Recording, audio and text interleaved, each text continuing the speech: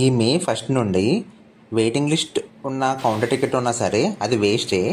And ఇంకా ఈ వీడియోలో వెయిటింగ్ లిస్ట్ ఉన్న టికెట్స్ని ఎలా కన్ఫర్మ్ చేసుకోవాలో అండ్ స్లీపర్ క్లాస్ టికెట్స్తో థర్డ్ ఏసీలో ఎలా ట్రావెల్ చేయాలో చిన్న ట్రిక్స్ ఎక్స్ప్లెయిన్ చేస్తా.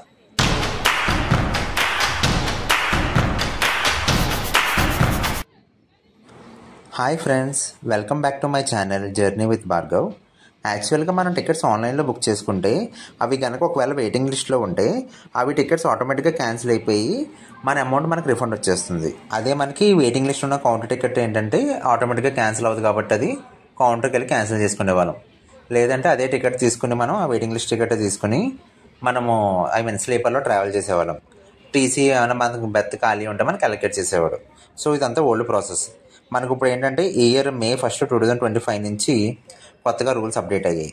అవి ఏంటంటే వెయిటింగ్ లిస్ట్ కౌంటర్ టికెట్ ఉన్నా సరే మనము స్లీపర్ కోచ్లో ట్రావెల్ చేయడానికి లేదు. ఇప్పుడు ఓన్లీ ఆ టికెట్ ఉంటే మనం ఓన్లీ జనరల్లో ట్రావెల్ చేయగలం.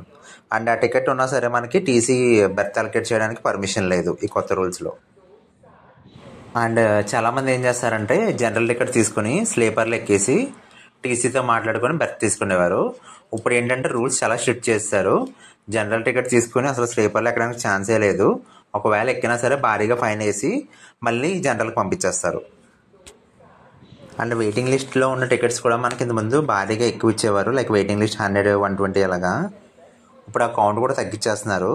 సో ఇంతకుముందు వెయిటింగ్ లిస్ట్ 100, 120 ఉన్నవి ఇప్పుడు వెయిటింగ్ లిస్ట్ 60, 70, 80 అలా తగ్గించేస్తున్నారు.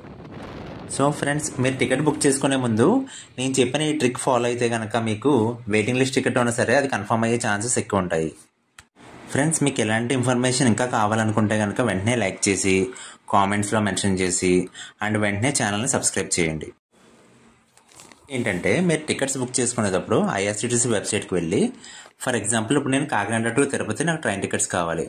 సో సెర్చ్ చేసుకున్నాను. సో ఇప్పుడు వెయిటింగ్ లిస్ట్ చూస్తుంటే ఎంత ఉంది? 77 ఉంది. ఫేర్ వచ్చి 355 ఉంది.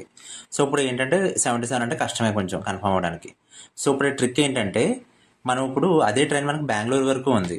సో నేను కాకినాడ టు బెంగళూరు అని సెర్చ్ చేస్తున్నాను. So Bengaluru, okay, Bengaluru code, okay, KSR Bengaluru actually.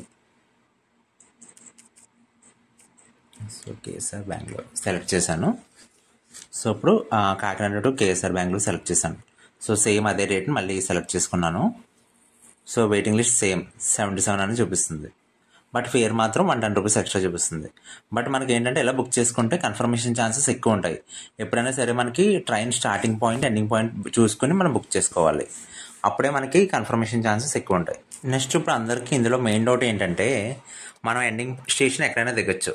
But boarding point ఏంటంటే మనం ఎక్కడైతే ఎక్కుతామో అక్కడే ట్రైన్ ఎక్కాలి కాబట్టి. సో మన టికెట్స్ బుక్ చేసుకుంటున్నప్పుడు చూడండి, ఇక్కడ చేంజ్ బోర్డింగ్ స్టేషన్ ఉంది కదా, అక్కడ మనకి లైన్గా మన స్టేషన్స్ వస్తాయి. నేను రాజమండ్రి సెలెక్ట్ చేసుకున్నాను.